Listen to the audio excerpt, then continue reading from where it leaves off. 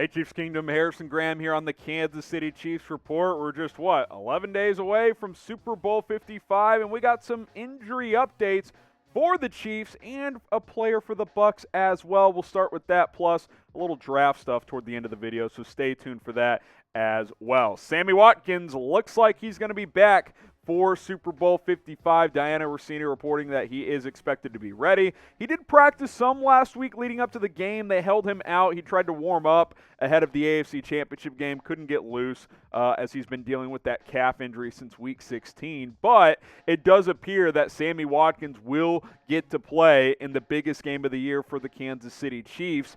And I think that's at least notable, right? Because Sammy Watkins, while he hasn't had a great season because he's been hurt a lot, he's been a big-time playoff performer the past couple of years. In 5 playoff games with the Chiefs, 464 yards on 24 catches, almost 20 yards a clip there, just the 1 touchdown, but just under 100 yards per game. We remember that big catch over Richard Sherman in the Super Bowl last year, which obviously was arguably the play of the game outside of the Wasp play to Tyreek Hill. Sammy Watkins has been a big-time player for this team come playoff time, and I would not be surprised at all if he came out and had a big game in the Super Bowl because we've seen him do it in the past. Now, he's been more hurt this year. He hasn't been as big of a factor this year, but like I said, we've seen him do it before. It wouldn't surprise me if he did it again.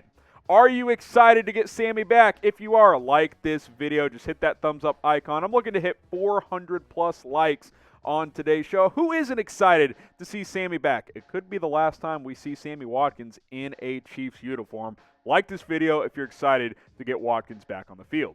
And I did mention that, look, it's been a quiet season for Watkins. He only played in, I think, 6 or 7 games or whatever it was this year. Had a hamstring injury, had a calf injury, and he just kind of was okay overall when he did play. But he's kind of been that possession type of receiver opposite of Tyreek Hill and Travis Kelce, who obviously they haven't really needed Sammy because of what these two brought to the table this season. We know these two guys are great, but they've been even better in 2020, and they've been even better in the postseason. I mean, look at the slack picked up there. Over 500 yards combined. I think Patrick Mahomes has 560 passing yards in the postseason. 509 have gone to Tyreek Hill and Travis Kelce.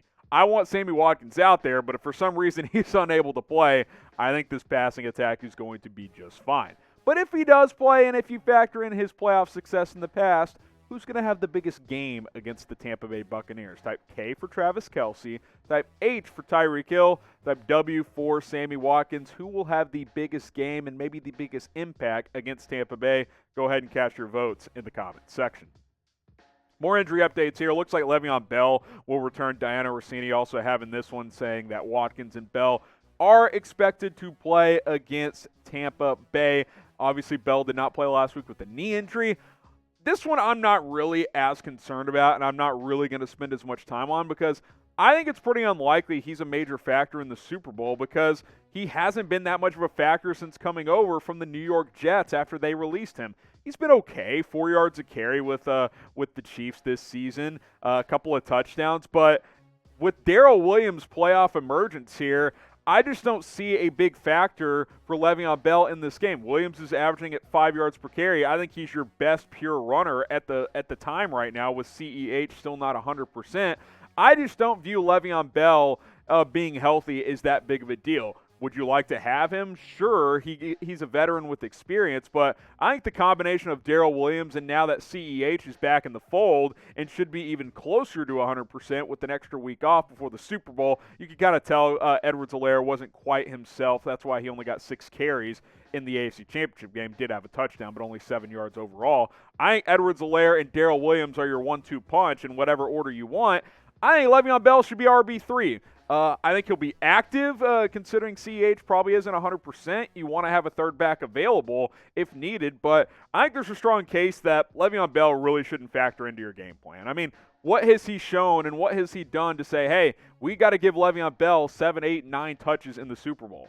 I don't think that's the case. I don't think he necessarily needs to get any touches in the Super Bowl, which is why I want you guys to let me know, because I don't think he needs to. If you want to give him a couple touches, fine. But should he get touches in the Super Bowl? Why for yes and for no? I want Darrel Williams to have a much bigger role than Le'Veon Bell. So if Le'Veon Bell is taking significant touches away from Williams, that's a problem for me. So I'm actually going to type my in for no. Williams, CEH, throw the ball all over the place. That's all I need to see at the running back position if I'm Kansas City.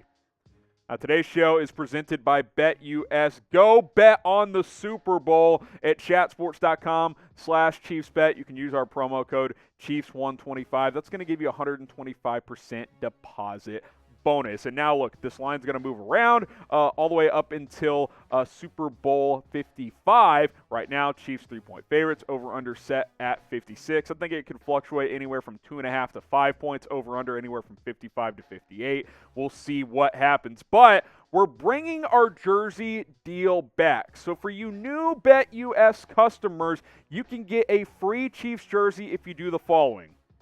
Sign up with BetUS, put down $100. Use our promo code Chiefs125 to get that deposit bonus. Plus, bet on the Super Bowl. You can bet on the game. You can bet on the over-under. There's a ton of prop bets available, which we will show you more and more of those as more and more are released between now and Super Bowl Sunday. Then after you do all that, email us, chiefs@chatsports.com. We just flashed a bunch of jerseys on screen. You can get a Chiefs jersey of your choosing. So, chatsports.com/ChiefsBet. Use promo code Chiefs125. Place a bet on the Super Bowl.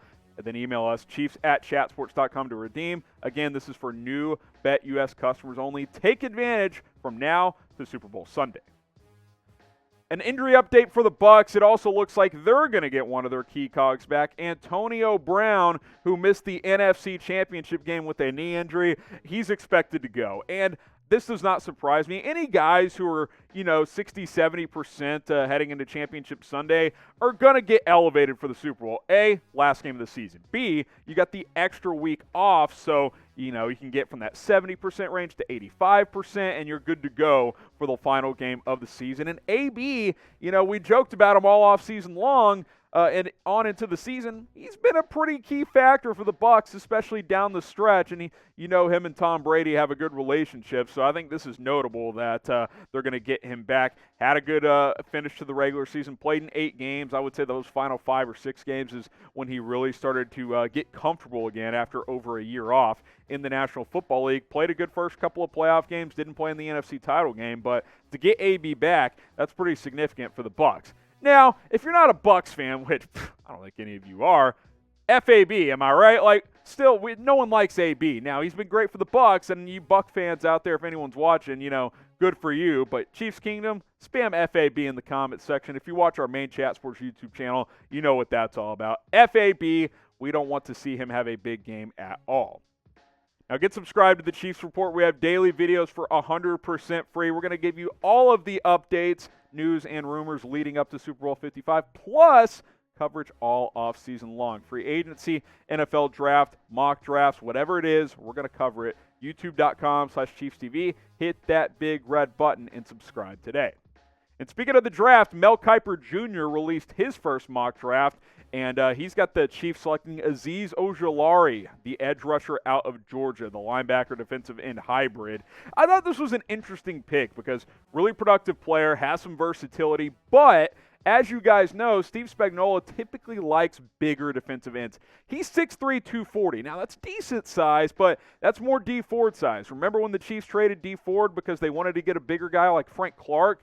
Ojulari is probably more of a 3-4 fit, and obviously the Chiefs run a 4-3 now, so I'm not sure if this is the ideal fit for Ojulari and the ideal fit for the Chiefs, and I'm not sure if it's the biggest need. I do think edge rusher is a need, but Ojulari, while he was definitely very productive, I think there's fit question marks here.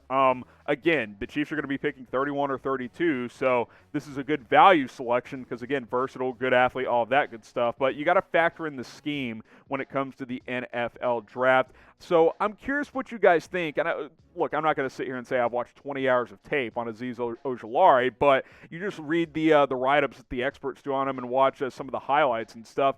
He's kind of that tweener type of guy. So grade the pick for me, A, B, C, D, or F. I'll go C+ because I think it fills somewhat of a need. But again, we know Spags. He likes his DNs to be 255+, and he's 240, so keep that in mind. So grade your picks. I'll go C+ for Ojulari.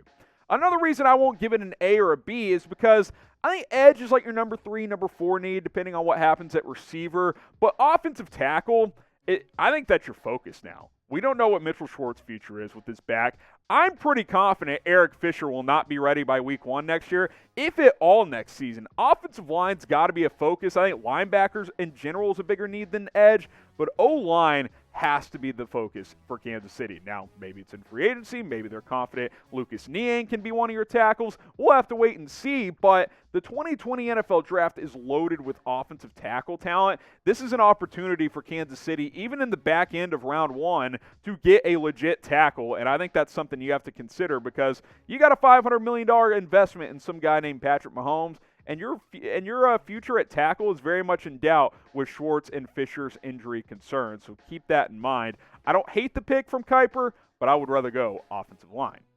Now, what do you guys think? We'll leave you with this for the end of today's show. What position should the Chiefs target in round 1? Let me know down in the comments section. What should Kansas City target? Should it be offensive line? Do you want a receiver? I've seen that mocked a couple of times. Edge rusher, whatever it is. Get your votes in, and we'll see you next time here on the Chiefs Report.